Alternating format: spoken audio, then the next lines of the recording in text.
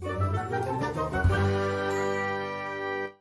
you guys, it's Badger here, and here is a little overview about the little dash cam that is in use. So, as you see, it is recording quite nicely. It is getting the job basically done. It is doing what it promises to do.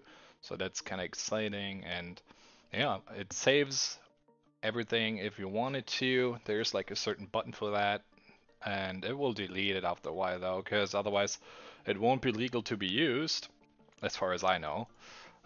It also recognizes when you are having like a push or something, and then it's saving the file for sure.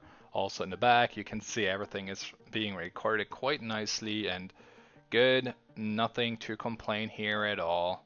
So that's definitely, yeah, quite a good and clean view that we have here. And if you're looking for a dash cam, I think this is like probably one of the cheaper and good ones that are out there. So check it out yourself if you're looking for one. And yeah, I will call it a day for now. I will see you around. And until the next video, you guys, my name is Badger. Take care and bye bye.